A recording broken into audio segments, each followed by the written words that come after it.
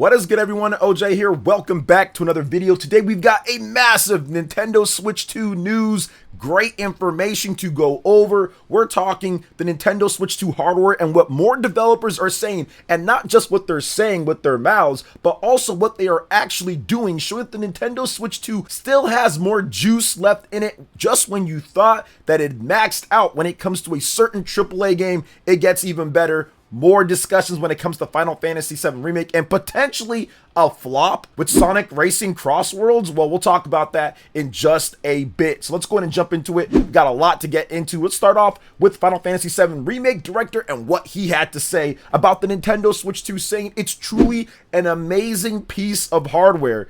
Definitely not things that you would see a lot of AAA developers say about the Nintendo Switch 1 back when it launched. So here's what Mr. Naoki Hamaguchi had to say recently in an interview. The Nintendo Switch 2 has great hardware specs. However, due to power consumption constraints, it's designed to dial back performance a bit in handheld mode. So, since a straightforward port wouldn't be enough to make the game run stably in handheld mode, we had our talented rendering programmers put in extra work on optimization. And key in on that word here, guys.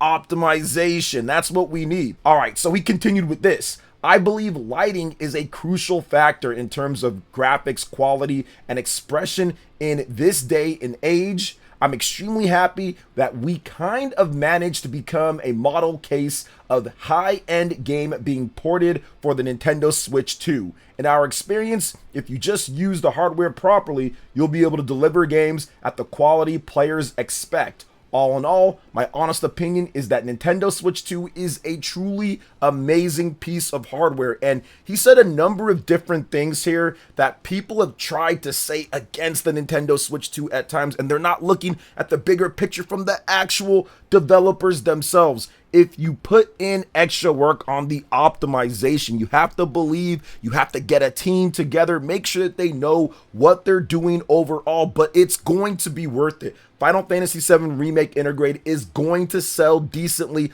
on the Nintendo Switch 2, and it's going to spearhead millions of new Final Fantasy fans and millions of sales towards Final Fantasy, not only right now when the game comes out in January, but also in the future for Rebirth and Part 3 and whatever else they do, because we know they have plans that extend far beyond when it comes to Final Fantasy, when it comes to AAA titles that they're looking at beyond what they're doing just with this remake series. So to me, this is fantastic. They got this. Yes, it's not at the 60 FPS that you'd like to see when it comes to the PlayStation 5 version or even the Xbox Series version, but you are getting a portable, massive RPG that's going to look and play very solid and stable overall from all the different impressions that we've seen. So that is the most important thing. Now we are going to circle back over to this because it kind of connects to another thing that happened for another big game that wowed players earlier this year, but we're going to get to that in just a bit. But before we do, please make sure you hit that like button, subscribe if you're someone new, and click that notification bell if you're enjoying content like this. Okay, let's jump into this next thing here. Super Mario Galaxy 1 and 2. A lot of people kind of sold this game short a bit. They said that it was a bit more of just a lazy port, that Nintendo didn't do enough with it. But that's why I always like to wait and see, because you know Digital Foundry is going to rip this thing to shreds. They're going to analyze it. They're going to look at everything. They're going to slow it down. They're going to do everything. And the truth overall will come out. And we can cross-analyze what they had to say. We can compare. We can do all sorts of stuff. So I think that's the reason why I don't want to completely bash everything when it comes to Digital Foundry, because they actually came through with this one and shows that Super Mario Galaxy 1 and 2 is actually a fairly good effort on the Nintendo Switch 2. Now, the game is really a Switch 1 game, and it's got a Switch 2 update, so there is no native on cartridge Switch 2 version. But if you have a Nintendo Switch 2, you can buy the Switch 1 game and you get a free update. Don't have to pay for that at all. So if you're playing it on Switch 1,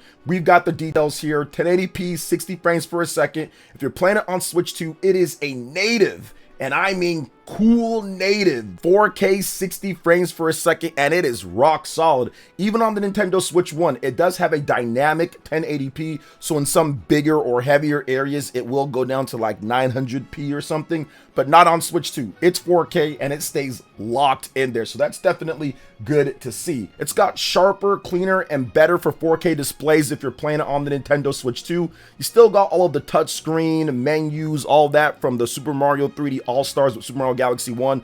All of that is carried over, and with Super Mario Galaxy 2. The pre-rendered cutscenes, though, aren't upgraded to 4K on the Nintendo Switch 2, so that's a little bit of a bummer, but it does make up for it because the visuals overall are just sharper. Now, the shadows, you can see them from further away, which is definitely good, and the character models are even better from a distance. The high-resolution textures look a lot better. They nearly updated all the textures here, and this was something that people were trying to say beforehand looked worse on there, but not necessarily if you go through and look through the full game. Now, they did note that some people might not like the look of how they did it, but it does present a cleaner and better looking image. Grass, dirt, rocks, bricks, and once again the character clothing. Heck, even the stitching on Mario's overalls are better at this point. And the hay in the Dino Piranha's nest, that shows a big upgrade. I was actually surprised on how much better it does look there. So I think that people were a little bit quick to jump the gun on this. I get it. The 70 is a little bit of a sticker shock for games that are like 18 and 15 years old respectively overall. But if you've never played them, or if you simply just want to experience 3D platforming at its perfection with two of the greatest games of all time, and for some people, me included, I think Super Mario Galaxy 2 might be the best 3D platformer of all time, then I definitely think it's worth it, especially if you're getting the physical edition of the game. These type of games, they end up somehow disappearing later down the line or being worth a lot more. So for me, I think that getting a physical cartridge on this one was a good bet overall at 35 bucks a pop for each one if you want a real physical version. So I picked up mine. I haven't got a chance to check it out just yet, but I'm definitely going to be playing it this weekend. So what do you guys think about Super Mario Galaxy 1 and 2 getting a big boost based off the Digital Foundry initial analysis? Let me know in the comment section below. All right, we're going to get into the next topic here, and we're going to be discussing Sonic Racing CrossWorlds. Did this game flop overall? Well, no, not necessarily, but in Japan, it does seem to have not been that great. Now, we do know, if you look at Sonic games, Sonic does not do incredible in Japan. It hasn't done good in a long time, so it's not like I'm sitting there and saying that it was going to light it up in Japan. But if you look at the sales of physical only for September 22nd, 2025 through September 28th, 2025, Mario Kart World did sell nearly 6 times more than the debut sales of Sonic Racing CrossWorlds on the Nintendo Switch 1. And Sonic Racing CrossWorlds is in the top 30 for the PlayStation 5 as well, but it's all the way at number 24 compared to number 9. So it did 5,571 copies on the Nintendo Switch 1, no digital included, and then it did another 2,194 copies on the PlayStation 5, no digital included. So definitely not a massive start. And once again, if you're looking at just for comparison's sake,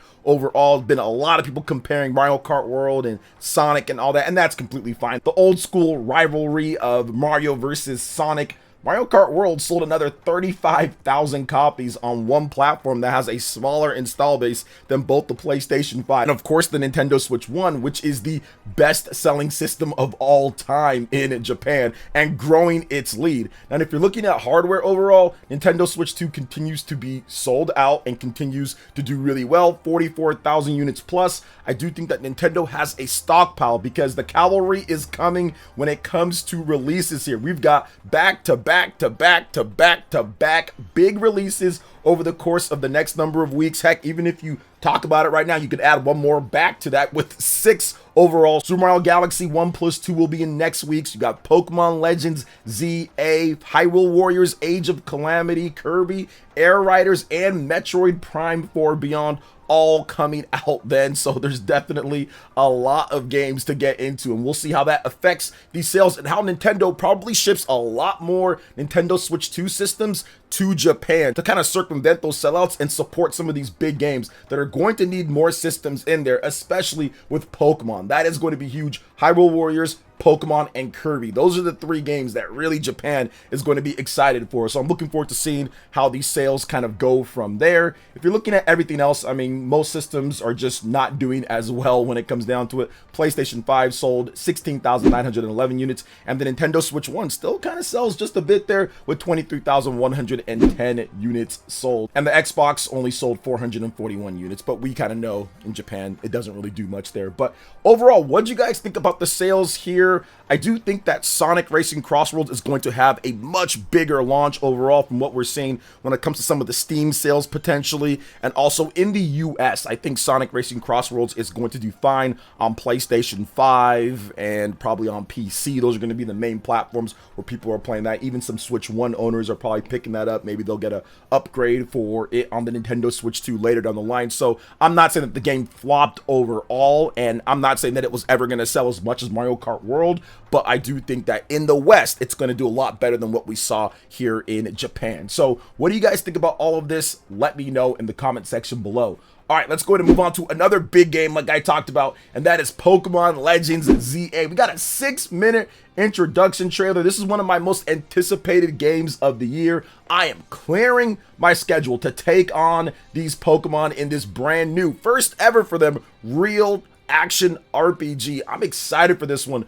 A few years ago when Pokemon Legends came out, Pokemon Legends Arceus, I should say, came out, man, I was so hyped. I had to go in the Australian eShop to play that one right there early. But this one, I'm going to wait. I'm going to get it physical. I'm going to go there. I'm going to rip open the package and I'm going to play, and I'm going to have a lot of fun. I think it's going to be a good game based off the previews, based off of what we've seen so far. And the biggest thing, like seriously, the biggest thing with this game, as you guys are watching this new overview trailer, is that it's significantly upgraded when it comes to graphics and visuals. Yes, it's still not ideal. The visuals are still like a Switch 1 game, but at least it's not really low resolution. At least the frame rate overall is in 60 frames, and they're targeting that. And it's not the debacle that we saw with Pokemon Scarlet and Violet, and even to a smaller degree with Pokemon Legends Arceus with some of the visuals in that game. So the Nintendo Switch 2 came in here in the nick of time. Let's get into this overview. If you don't know what Pokemon Legends ZA is, this game is looking pretty cool and a mix-up for what we see usually with Pokemon games. Choose Chikorita, Tepig, or Totodile as your first partner Pokemon and begin your adventure in Lumoy City. On your journey, you'll encounter all kinds of Pokemon around town and in wild zones where they roam free. Catch, battle, and mega evolve them in real-time battles, a first for the Pokemon RPG series as you build your team and climb the ranks of the illustrious ZA Royale. You can link up with friends locally or online with the Nintendo Switch Online membership and face off in frantic free-for-all battles with up to 3 other trainers at once. Outside of battle, make your home at Hotel Z and acquaint yourself with its enigmatic owner, AZ. Visit trendy boutiques for new outfits and hairstyles, cafes to rest with your Pokemon, and find photo ops at scenic locales, including the Prism Tower at the city center. Lumoy City is also filled with a cast of colorful characters to meet, make new friends in either Urban or Tawny, cross paths with Quasartico, Inc.'s CEO Jet, and help residents in need to earn various rewards and more. It's out October 16th, Switch 1 and Switch 2. I'm excited for this. I cannot wait. I am looking forward to it quite a bit. And I'm looking forward to maybe checking out that online mode. It looks a little bit crazy overall, but there are some mega evolutions that some people got kind of mad about that were tied to that, saying it's behind the paywall and things like that. And I completely get it. You got to use that 7-day free pass or something if you don't got NSO at this point. Or drop the $20 for the year if you want to get some of those mega evolutions. We'll see what happens with some of the DLC as well. Some people were talking about that. But overall, I'm just excited to play the game because it looks like a really new frontier for Pokemon this time around. And they didn't just copy what they did with Legends Arceus. They actually completely reinvented it and said, no, we're not just going to do the same thing, even though they probably could have got away with it, just doing the exact same thing, but having better visuals and having the same battle system and all of that. So what do you guys think overall with Pokemon Legends ZA? Planning on picking it up? Let me know in the comment section below. Now, we are going to get into the last topic here, and it circles back to what the Final Fantasy VII Remake Intergrade director had to say, and it kind of just ties into what I've been trying to say about the Nintendo Switch 2, because we have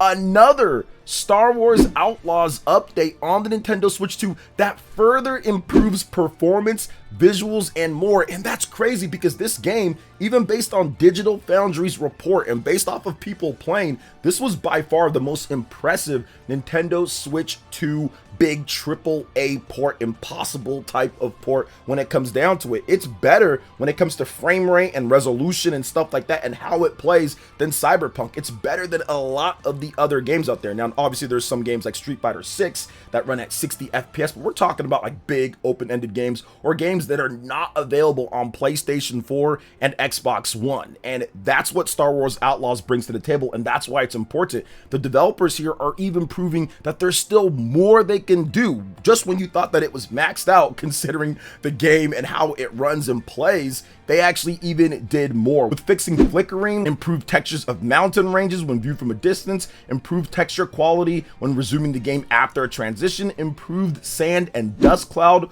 quality, improved space graphics and shadows around your ship, fixed UI issues, and all sorts of stuff. So I've got to give once again a big major nod to Ubisoft for Star Wars Outlaws. It's not the greatest game in the world, but it's not a terrible game with all the updates they did to it post from PlayStation 5 and Xbox Series. And then on top of that, they're making sure that the game plays great in portable mode and in dock mode using DLSS. A lot of other games have not used it as effectively and as good as Star Wars Outlaws has done. And it proves that if you do take the time to optimize and you do take the time, like the FF7 remake director had to say, and like you're seeing actually right now with the game that you can pick up and play right now, Switch 2 can do great things overall, and you can play that anywhere that you want, which is a huge benefit when it comes to playing games. It's just great to be able to pick up your Switch 2, play it on the TV very easily, take it off the dock, go to some other room. It's great, or take it on a trip with you as well. So I love that. That's what the advantage of the Switch 2 is over the Switch 1 in the early going. We did not get games looking and running like this in the first number of months. It took a while before Doom and some of the other titles came out, so I love to see this overall. So what do you guys think about all this big Nintendo Switch 2 news, man? There was a lot of stuff to go over, AAA game updates and more, Nintendo Switch first party stuff. Let me know in the comment section below. All right, guys, that wraps it up for this video here. Thank you so much for watching. I do appreciate it. Please make sure you hit that like button, subscribe if you're someone new, click that notification bell, and check out my other Nintendo Switch 2 RPG content and more right here on screen. Thanks for watching, and we'll catch you guys for the next one. Peace.